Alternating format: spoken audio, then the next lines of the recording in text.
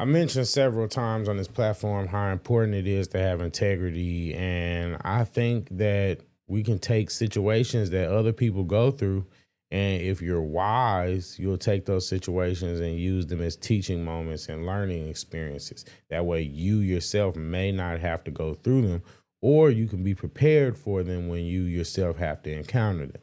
On that note, I think that this situation that we're about to dive into a little bit, I think that exemplifies what I've been trying to say and the point that I've been trying to make. So let's go ahead and get to it.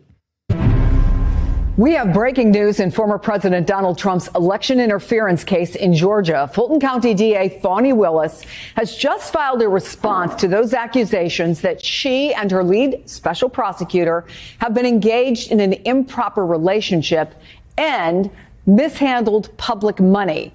NBC's Blaine Alexander is reporting from the courthouse in Atlanta. Also with us, Christy Greenberg, a former federal prosecutor. Blaine, what exactly did Willis have to say in this response that we have been waiting to hear? We have been waiting a long time to hear this, Chris, and I've got to say that I'm still making.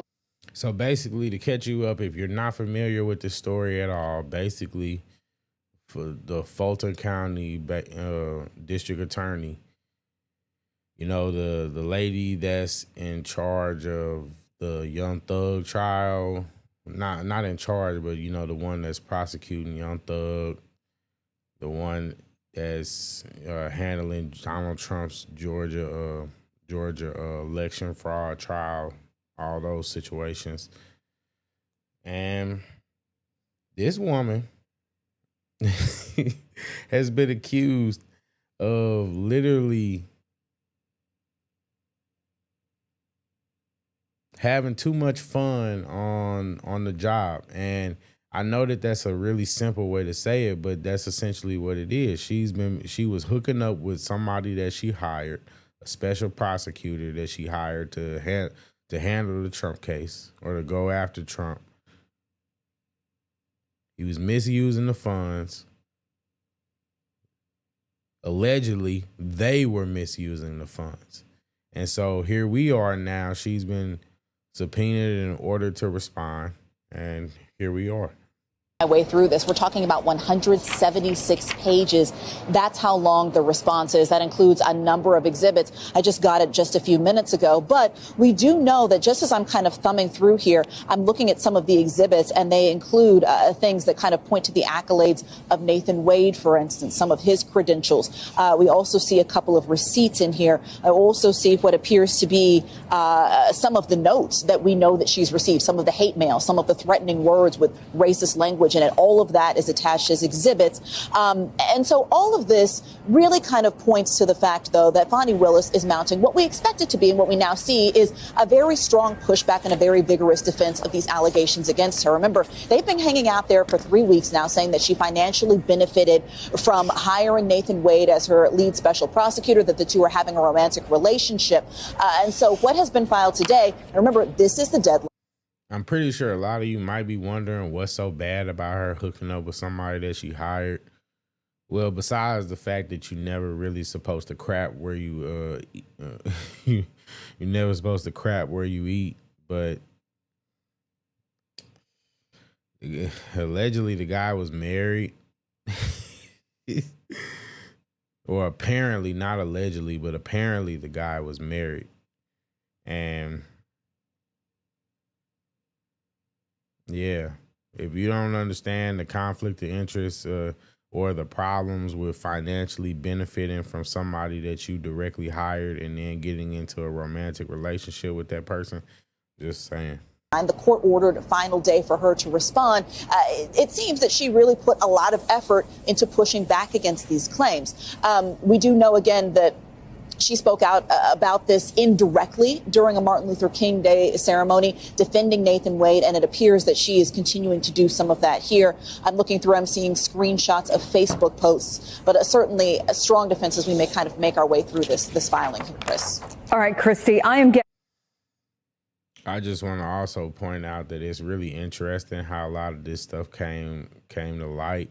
And there was even a whistleblower that allegedly warned this woman that the man wasn't doing what he was supposed to do.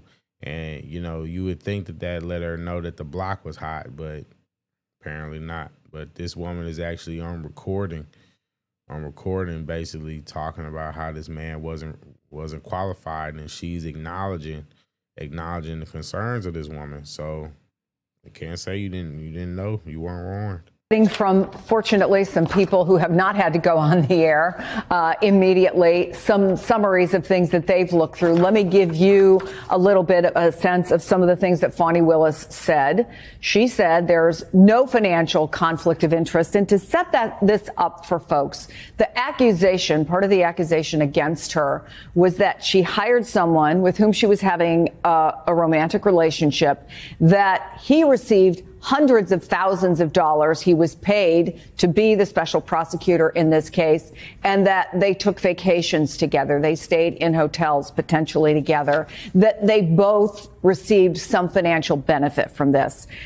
DA Willis says she had no financial conflict of interest, no personal conflict of interest, but adds that justifies her disqualification personally or that of Fulton County District Attorney, the Fulton County District Attorney's office, and that the attacks on Special Prosecutor Wade's qualifications are factually inaccurate, unsupported, and malicious. At least what I'm reading here does not directly say there is no relationship. What she's saying is it did.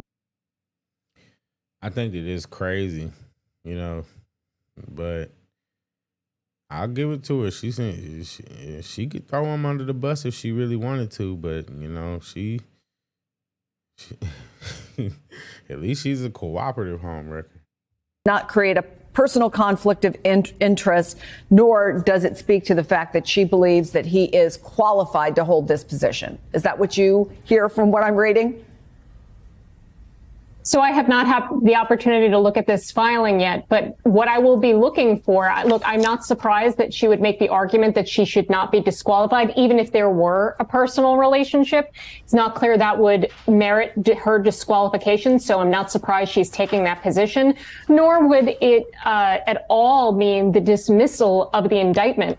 Any personal relationship that she was having has nothing to do with the merit of the charges themselves. So again, not surprising she's taking a strong view of that. The one thing when I do read the submission that I am going to be looking for is I'd like to better understand when she says that the attacks on Special Prosecutors Wade's qualifications are factually inaccurate and unsupported. As I understand it, the allegations are that he has scant, if any, experience prosecuting major cases, major felony cases. That seems to be undisputed based on reporting beyond what has been alleged by one of the defendants in this case. So again, it's not clear to me how he would be qualified to be the lead prosecutor on what is certainly the biggest case that has ever come out of that district attorney's office if he's never prosecuted a. I'm pretty sure we've all figured out by now why he was qualified. Just saying. Major felony case before. So that is what I'm going to be looking for as I review her submission.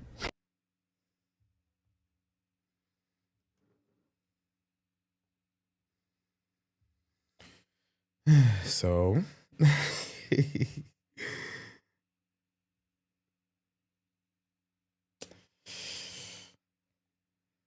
as I said, yeah, I think that we can use these situations as teachable moments, because at the end of the day, we never would have been hearing about any of this if they had never put themselves in this situation in the first place. If the man never cheated on his wife in the first place, if she wasn't messing around with married men in the first place.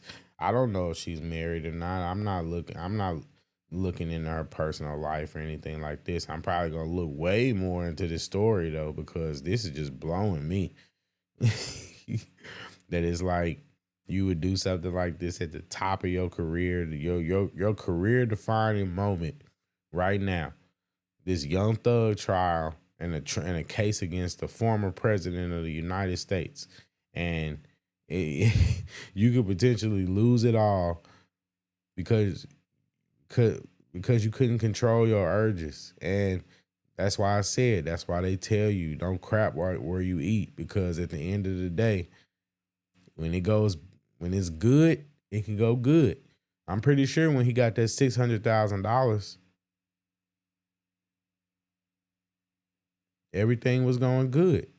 I'm pretty sure when it's the hotels and the private trips and all that kind of stuff, I'm pretty sure that everything was good. But now, is it still good?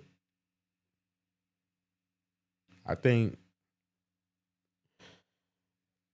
that this is a great example to just teach you why you have to move with integrity. Just because you get into these positions doesn't mean that you can take your bad character with you. Before you get into these positions, you need to work on your character and have actual be a decent human being. That way, when you get into these positions, you don't have to worry about being exposed for the person that you really are. And on that note, it's not really much more to say. So I appreciate you for watching. JayyRedd Unfiltered. Like and subscribe. Share your thoughts in the comment section. And, signing out.